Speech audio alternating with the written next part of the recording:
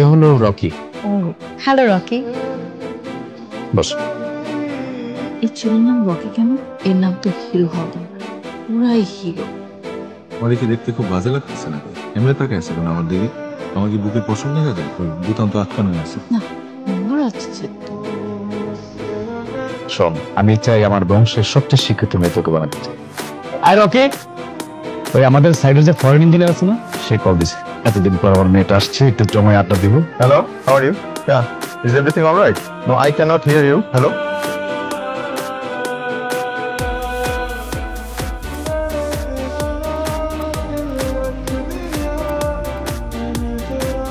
করিম ভাই, জি আপু। রকিকে দেখে তো ওয়েল এডুকেটেড ফ্যামিলির ছেলেই মনে হয়। সেদিন দেখলাম খুব সুন্দর করে ইংলিশে কথা বলে। ওয়েল এডুকেটেড তো হবেই, কারণ ও তো ঢাকা ইউনিভার্সিটিতে পড়াশোনা করছে। আসলে তাহলে পলিটিক্স আসলো কিভাবে?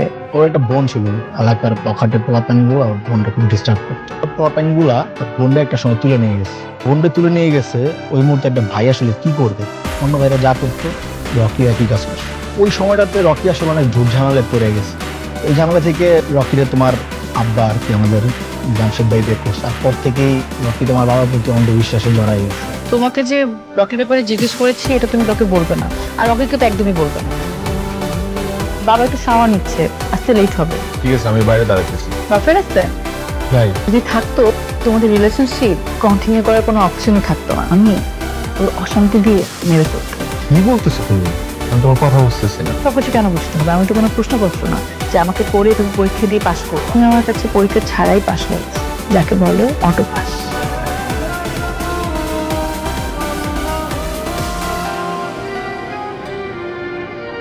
আরে কি করলে এটা? সিগারেট তো খাওয়া যাবে না রকি, সিগারেট খাওয়ার পছন্দ না। সিগারেট খামু কি খামু না, এটা পুরোপুরি আমার পার্সোনাল ব্যাপার। আমার কাছে তো তোমার পার্সোনাল বলে কিচ্ছু নাই। কোনো সমস্যা রকি? অনেক বড় সমস্যা, এই বয়সটাই সমস্যা। শোনো, আমি না ঘুরে পেঁচে কোনো কথা বলতে পারি না, যা বলি সরাসরি বলি। আমি তোমাকে ভালোবাসি রকি। আস্তে, তোমার বাপরে আমি ভাই ডাকি, জামশেদ ভাই। এখন ভাই ডাকতেছো, পরে শ্বশুর আব্বা ডাক। এমনি পাগল। সুস্থ মানুষেরা না সত্যিকারে ভালোবাসতে পারে না।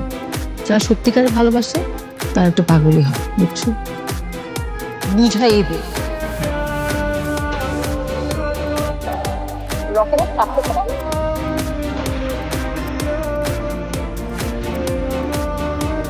তুমি আর বাসায় আসো না কেন? আমার ইচ্ছা আমি আসি। তুমি আমাকে ইগনোর করছো না? তোমাকে আমি অ্যাটেনশন দিলাম কবে যে ইগনোর করবো? তুমি আমাকে কি ভাবছো আমি জানি না। আমি তোমাকে ছাড়া থাকতে পারবো না। আমি মিথ্যা বলবো না, আমি অনেকের সাথে ফ্লার্ট করেছি, আমি অনেক ছেলেদের পিছনে ঘুরেছি, কিন্তু তোমার ব্যাপারটা পুরোপুরি ভিন্ন। তোমার বাবা আমার জীবন সেট করে দিছে। আজকে আমি যে পজিশনটা হোল্ড করি সেটা শুধুমাত্র তোমার বাবার জন্য। আমি যদি তার সাথে বেইমানি করি, সে জীবনে আর একটা মানুষকে বিশ্বাস করতে হবে। আমি যদি এখন চলে যাই, আমি কিন্তু জীবনেও আর তোমার পিছনে আসবো না। আমি তো এটাই চাই, তুমি আমার পেছনে আর কখনো না আসো। তুমি না আসলে তুমি সুখী হবা? অবশ্যই অনেক সুখী হব। বানিয়ে দিলাম তোমাকে সুখী।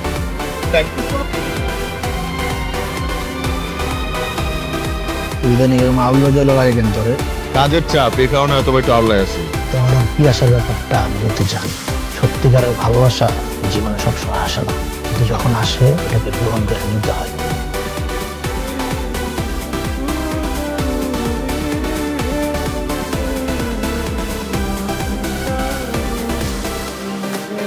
তুমি এখানে কি করছো? আচ্ছা বলো তো, ইদানিং আমার কি হয়েছে? খুব অস্থির লাগে। তোমার কেন অস্থির লাগে এটা আমি কিভাবে বলবো? না, আমার না ওই ঘুমটুমো হয় না। ঘুম না আসলে ঘুম ওষুধ খাও।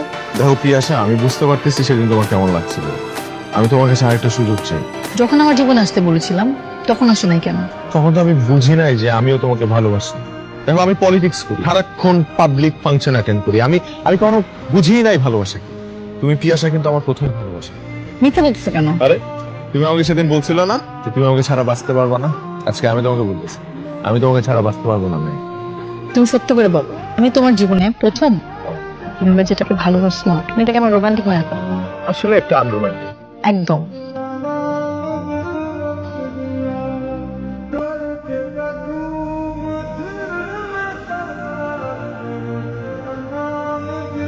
ভাই আমরা দুজনকে অনেক ভালোবাসি। দেখ পিয়াসা, আমি না এগুলোর মতো পোলাপাইনটা খুব ভালো করে চিনি। রকি তো ভালো ছিল, শিক্ষিত ছিল, ওদের পরিবার ভালো, একে অপরের সাথে জমে গেছে। আমার দায়িত্ব হচ্ছে দুজনকে এক করে দেওয়া। আব্বা কি কইতাছো তুমি? রকি, তুই তোর বাবা মাকে খবর দে। আগামী মাসে তো বিয়ে। আমি তোমাকে কিছু বলতে চাই। বলো। ঢাকাতে আমার একজন বয়ফ্রেন্ড আছে। কি বলতেছো এগুলো? যোগ করতেছো নাকি আমার সাথে? ভাই আমি তোমার সাথে টাইম পাস করেছি। আমি ভেবেছিলাম তোমার আমার ব্রেকআপ হয়ে যাবে। তুমি এতদিন যা ছিল এগুলো কি সব নাটক? টাইম পাস করার জন্য আর কাউরে পাইলা না? তোমার মতো ছেলের সাথে প্রেম করা যায়, বিয়ে করা যায়। আমি আবারও জিজ্ঞেস করতেছি, তুমি এগুলো সিরিয়াসলি বলতেছো না ফান করতেছো? আমি ফান করছি না। তোমাকে বিয়ে করার চেয়ে মরে যাওয়া অনেক ভালো। তাহলে আমার সাথে এরকম করলি কেন? কি ক্ষতি করছিলাম আমি তোর? আমি তো তোর কাছে আসি নাই, তুই আসছিলি আমার কাছে। সন্তোষ কেন হন? ভালো ভালো অভিনেত্রী অভিনেতাগুলা অভিনয় কেন করে না জানোস? কারণ তারা বাস্তব জীবন অভিনয় করে। তোর মতো অভিনেত্রীরা বাস্তব জীবন অভিনয় করে জীবন শেষ করে দেয় আমার মতো ছেলেদের।